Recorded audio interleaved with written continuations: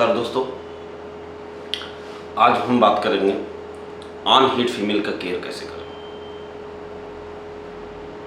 या किन किन बातों का हम ऑन हीट फीमेल पे ध्यान दें जिससे हमारी फीमेल हेल्दी पपी को जन्म दे सके। सबसे पहले फीमेल फर्स्ट टाइम हीट पे अगर आती है, आप 100% वो कितनों भी हेल्दी हो उसे छोड़ दीजिए, उसे मैटिंग मत कराइए। चाहे वो भले ही फर्स्ट हीट उसकी 14 मंथ में हो, 12 मंथ में हो, बट आप उसे छोड़ दीजिए। मैंने देखा है, मैं अपना अनुभव शेयर कर रहा हूँ आपसे दोस्तों, कि मैंने जब मुझे नॉलेज नहीं थी तो मैंने करवाई थी, बट मैं पूरे लीटर में से कोई भी पपी बचा नहीं पाया था। उसके बाद मेरी फीमेल का भी ग्रोथ रुका था। और जब मैंने इस चीज़ के बारे में पढ़ा, नॉलेज ली, तो मैंने सेकंड हीट पे जब कराई तो मैंने देखा मेरे जो पप्स थे, जो मेरी फीमेल प्रोड्यूस की थी पप्स को, वो बहुत अच्छे प्रोडक्शन थे, उसकी बहुत हेल्दी पपी थी। अब मैं आपको बताता हूँ ऑन हीट जब फीमेल हमारी आती है तो हम करते क्या है अपने यहाँ। मैंने पिछले जो भी मैं आपको बताऊंगा, अपने पिछले 4 साल 3 साल में मैंने उस चीज़ को सीखा है और वो मैं अपने लिए अप्लाई करता हूँ। फीमेल मेरी हीट पे आते ही, जब हीट पे आती है फीमेल क्या करती है, हार्मोन रिड्यूस करता है, उसके यूट्रस का मुंह खुल जाता है। जब यूट्रस का मुंह खुलता है तो क्या होता है दोस्तों कि कोई भी इन्फेक्शन आसानी से प्रवेश कर सकता है उसके अंदर, उसके यूट्रस में। और अगर आपने ध्यान नहीं दिया तो दोस्तों मानिए, 100% मानिए, आपको अपनी फीमेल से यूट्रस से उसके यूट्रस से हाथ धो पड़ना पड़ेगा। सी सेक्शन करवाना ही करवाना है, जान लीजिए। तो हमें जब वो ऑन हीट है, जब उसको ब्लीडिंग हो रही है, तो आप उसकी साफ सफाई का विशेष ध्यान दीजिए। हम लोग आते हैं कि हम लोग मैटिंग कब लें। हम लोग मैटिंग 9th 11 जो होता है बेस्ट डे माना जाता है, या 13 भी हो सकता है अगर आप ले सकें, बट जो बेस्ट टाइम है मेरे अनुभव से वो 9 और 11 है। मैंने जितनी भी मैटिंग 9th और 11th डेज ली है, 101% कंसीव हुई हैं। अभी तक हमारी कोई भी फीमेल जो है मिस नहीं गई। अच्छा, अब हम लोग कभी कभी डेट भूल जाते हैं।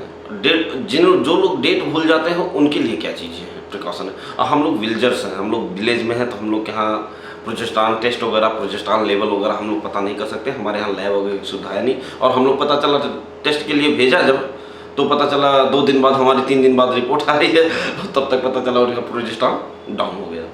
तो हम लोग क्या करते हैं, एक सिंपल तरीका है जो कि टेल रिफ्लेक्शन, बहुत पॉपुलर तरीका है विलेज वालों के लिए जो डेट भूल जा रहा है। तो उनको क्या करना है कि फीमेल्स को उनकी वर्जाइना पर क्या करना है, टच करना है। और जब टच करना है, देखना है कि उसकी टेल को क्या कर रही है। अगर वो टेल नीचे दाब रही है, नीचे की तरफ प्रेस कर रही है या झुक रही है, जो झुक रही है, तो इसके मतलब बेस्ट टाइम नहीं है मैटिंग के लिए। और जब आप उसको चेक करते रहिए, जिस दिन आपका वो वर्जाइना टच करने पर उस टेल लेफ्ट या राइट करके सीधी खड़ी हो जाए, वो जान लीजिए उस समय बेस्ट टाइम है। कंसीव होने के चांसेस बहुत ज़्यादा। अब हम लोग मैटिंग करा लिए, मैटिंग कराने के बाद हम लोग बहुत लोग हमारे ही कुछ लोग दोस्त थे, खाना कम कर दो, एक जगह बांध दो, ये कर दो, वो कर दो, यार सब ढो मत। मेरा अपना अनुभव है, कुछ मत करो। फीमेल लेके आओ, आपने मैटिंग करा के लेके आई और उसको ले आइए, अपने पास रखिए, उसको आराम से टहलने घूमने दीजिए, कहीं कोई दिक्कत नहीं है। उसका खाने को भी कम मत करिए, इवन मैं कहूँगा प्रोटीन बढ़ा दीजिए। अगर प्रोटीन की कमी उसको हुई, क्या होता है, जो एग्स होते हैं उसके, वो क्या होता है, प्रोटीन का बहुत अच्छा स्रोत होता है। अगर इनकी प्रोटीन की कमी आती है तो ये क्या करते हैं, उसको एब्जॉर्ब कर लेते हैं। फॉल्स प्रेगनेंसी भी 100% चली जाएगी मेरे दोस्तों। तो इसलिए उनको प्रोटीन की कमी नहीं होने देना है। और उस समय उनको एक चीज़ से और बचाना, उनको हीट से, डायरेक्ट सनलाइट उनके ऊपर नहीं होनी चाहिए। गर्मी का अगर मौसम है तो उनको ओवर हीट में नहीं जाना चाहिए। अगर हो तो भी ये मान के चलिए फास्ट प्रेगनेंसी में जाना तय है, या एबॉर्शन होना ही होना है। बहुत कम चांसेस, यार बहुत लकी हैं आप तो ना हो, बट ऐसा मैंने देखा है, ये मेरा अपना पर्सनल अनुभव रहा है। अब ये चीज़ें हो गई हमारी, और हम डिलीवरी ले लिया। डिलीवरी लेने के बाद बच्चों का जो केयर है मैं नेक्स्ट वीडियो में बताऊंगा, लेकिन इस दौरान जो चीज़ें हैं वो 2 चीज़ें और हमको कर लेनी चाहिए। पहली चीज़ें देख लेना चाहिए हमारी डिवॉर्मिंग। जब हीट पे आ रही है फीमेल, अगर उसके 15 दिन 1 महीने के अंदर, 15 दिन 1 महीने 1.25 महीने के अंदर आपने अगर डिवॉर्मिंग किया है तो वेल एंड गुड, लेकिन अगर नहीं किया है तो उसी दिन आप डिवॉर्म कर दीजिए, एकदम 100% डिवॉर्म कर दीजिए। और डिवॉर्म करते समय हमेशा अलग अलग साल्ट से डिवॉर्म किया करिए। एक साल्ट की डिवॉर्मिंग कभी मत किया करिए कि आप इस मंथ में भी हमने कर दिया, इस बार भी हमने इस एक साल्ट से कर दिया, एक ही फार्मूला से कर दिया, अगली बार भी एक ही फार्मूला से कर दिया, अगली बार भी। अगर हमने 5-6 बार एक ही फार्मूला को रिपीट किया, दोस्तों मानिए आपकी डिवॉर्मिंग काम नहीं करेगी। साल्ट चेंज कर दीजिए। बहुत सारी कंपनियां हैं अलग अलग साल्ट चेंज करके बनाती हैं, ठीक है। डिवॉर्मिंग कर लीजिए। और दूसरी चीज़ एक कर लीजिए, अगर कर सकते हैं तो, नहीं कर सकते तो कोई बहुत ज़रूरी नहीं है।